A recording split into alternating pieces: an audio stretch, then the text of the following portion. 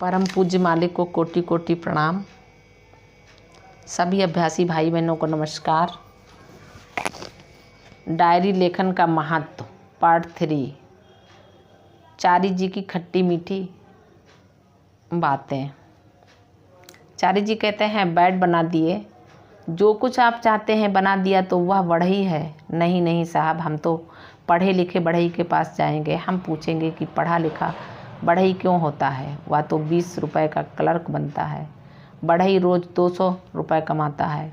तो हर यानी जीवन के हर क्षेत्र में डॉक्टर हम हैं। चाहते हैं कि डॉक्टर के पास जब हम जाएं, ईश्वर न करे कभी जाना पड़ता है। हम चाहते हैं कि हमसे मीठी मीठी बातें कहें, 1 घंटे भर हमसे बातें करते रहें। नहीं साहब, पूर्णचंद जी, आप यूँ मत सोचिए, इसमें कौन सी बात है।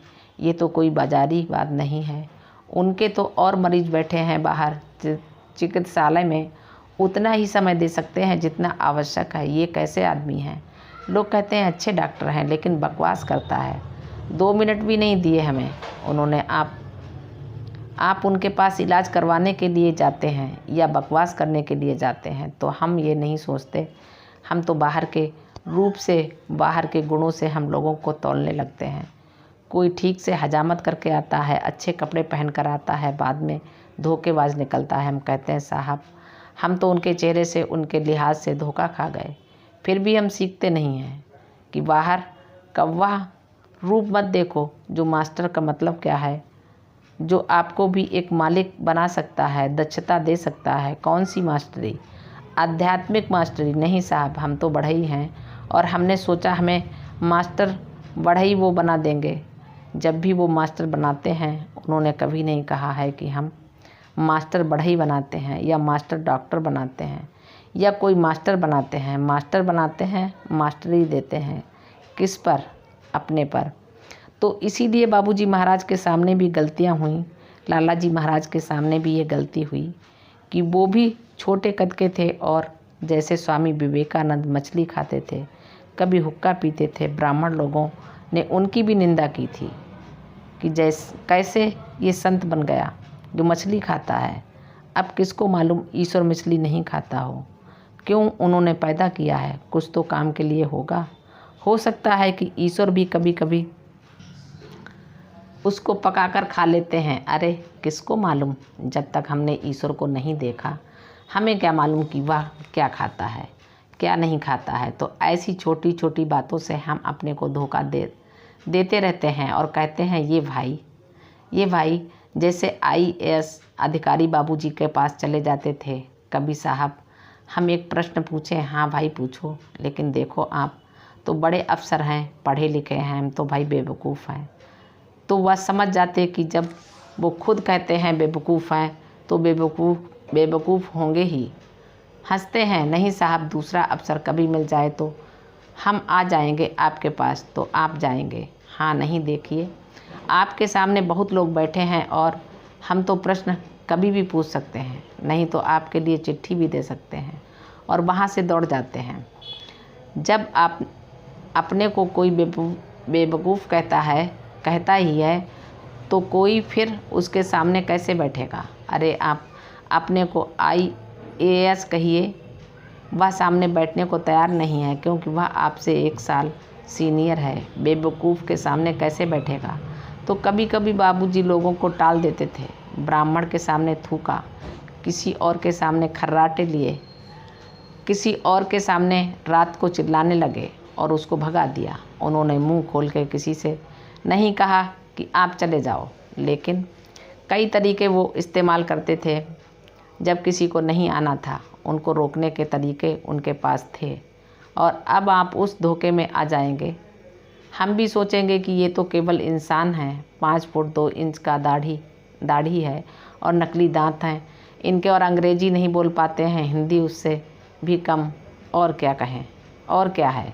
अरे हम इनसे क्या सीखेंगे? हम तो ब्राह्मण हैं, ब्राह्मण ज्ञान प्राप्त की हुई उस कौम से हम आए हैं। हमारे तो पंच ऋषि हैं। गया अब सामने रहने में ये खतरा है। सामने नहीं रहने से कितना फ़ायदा हो जाता है।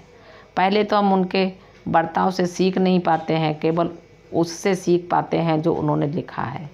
उन्होंने कैसे काम किया, क्या क्या किया, लोगों से बर्ताव कैसे किया, किसके साथ कैसे हंसी की, किसके साथ मजाक किया, मजाक करते हुए, हंसी उड़ाते हुए कैसे उन्होंने उनको तरक्की पहुंचाई, किसी ने ये सब देखा है? तो गुरु के पास जब जाएंगे ये पर्दा सब हटा के जाना पड़ता है। असलियत को देखना है। मास्टर का मतलब क्या है? उनमें वह चीज़ है जिसके कारण लोग उन्हें मास्टर कहकर पुकारते हैं। ये है क्या? अगर ये है तो मास्टर है, चाहे और कोई गुण हो, अवगुण हो, इसका कोई मतलब नहीं है। जैसे पैसे वाला कौन होता है, किसके पास पैसे हैं, काला हो, गोरा हो, बीमार हो, तंदुरुस्त हो, किसका क्या मतलब है? जिसके पास पैसे हों वह पैसे वाला है, जिसके पास पढ़ाई है, पढ़ा लिखा है, जिसके पास ज्ञान है वह ज्ञानी है।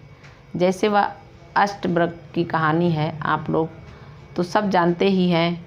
अष्टावक्र एक महर्षि थे। जब वो अपनी माँ की कोख में गर्भ में थे, तब उनके पिताजी, जो कि कुछ ज्ञानी, वेद ज्ञानी माने जाते थे, अपनी पत्नी को कुछ समझा रहे थे तो उन्होंने गलत समझा दिया, तो बच्चे ने पेट के अंदर से हंसी उड़ाई।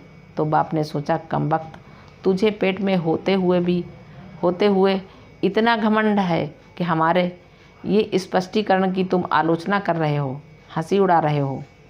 तू अष्टावक्र बनकर पैदा होगा। साप दे दिया तो बच्चा पैदा हुआ अष्टकोण लेकर।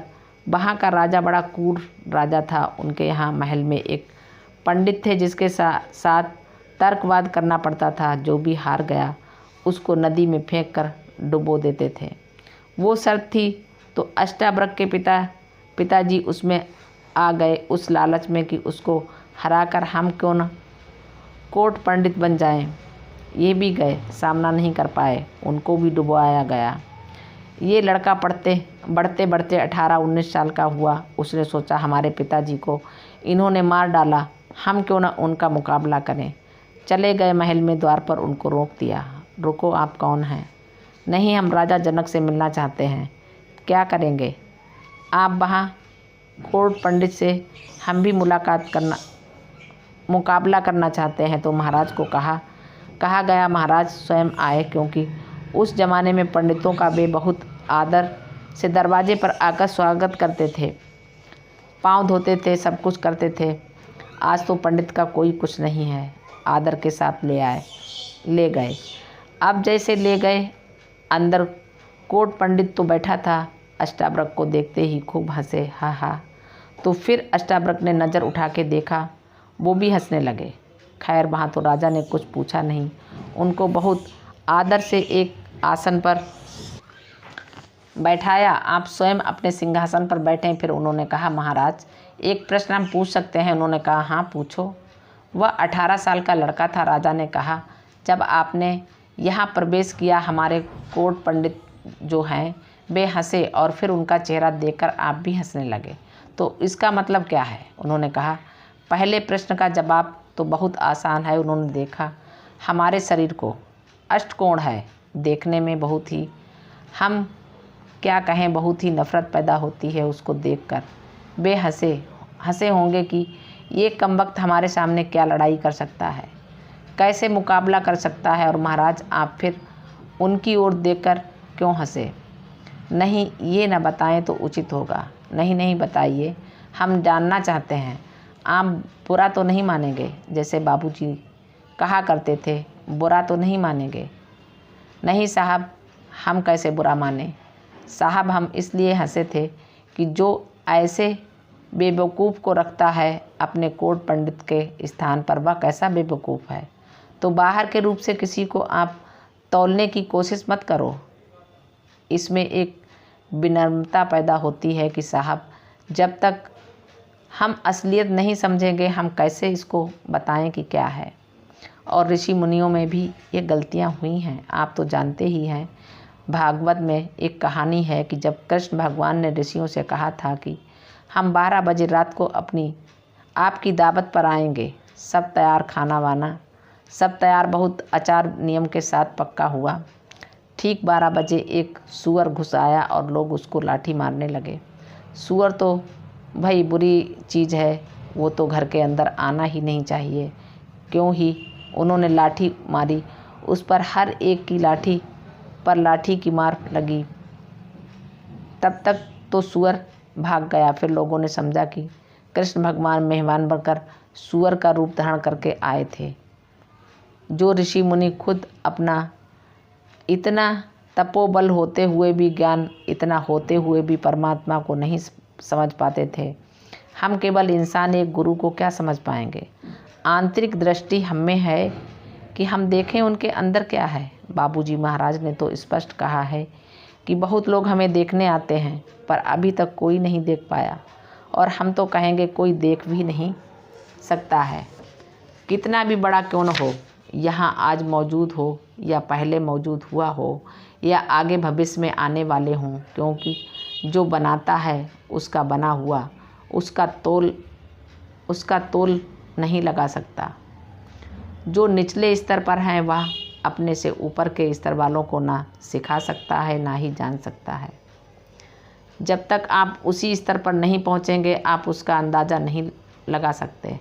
इसकी भी मिसाल है आपके पुराण में कि शिव भगवान का महत्व क्या है, शक्तियाँ क्या हैं। ये देखने के लिए ब्रह्मा एक तरफ और विष्णु एक तरफ, वो तो ज्योतिर रूप में आ गए थे, अंत तक नहीं पहुंच पाए। एक इस तरफ गए, एक उस तरफ गए, अंत नहीं मिला। तो जो ब्राह्मण नहीं पा सकते थे, जो विष्णु नहीं पा सकते थे, जो बड़े बड़े महर्षि ब्रह्म ऋषि नहीं पा सकते थे, वो केवल इंसान हम जैसे लोग कैसे पा लेंगे। इसीलिए बहुत ही विनम्रता के साथ अपनी इंसानियत को मानते हुए कि साहब हम पापी हैं लेकिन पापी नहीं, हम आपके सामने पापी कैसे रह सकते हैं। हमने पाप किया हो लेकिन हम पापी नहीं हैं। वह तो हमारे संस्कार के कारण हमने जो कुछ किया, आप रहम करिए, इसको हटा दीजिए, फिर हम आप जैसे बन जाएंगे। इसलिए वे आत्मकथा लिखते हैं कि भाई देखो हम तुम जैसे भी थे। ये ऐसा है कि एक बीज दूसरे बीज को देखता है, जिस बीज को आपने बो दिया वह पेड़ बन गया। ये बीज रोता है कि साहब हम तो बीज ही हैं, वह तो कमबख्त पेड़ बन गया। गिरो धरती में गिरो, डूबो, तब आप कुछ बन सकते हो। तो इसका मतलब क्या है, आप उनके चरणों में अपना अक्खड़पन छोड़कर, अपना घमंड छोड़कर गिरो, तब कुछ बन सकते हो। धन्यवाद। मालिक को प्रणाम। सभी अभ्यासी भाई बहनों को नमस्कार।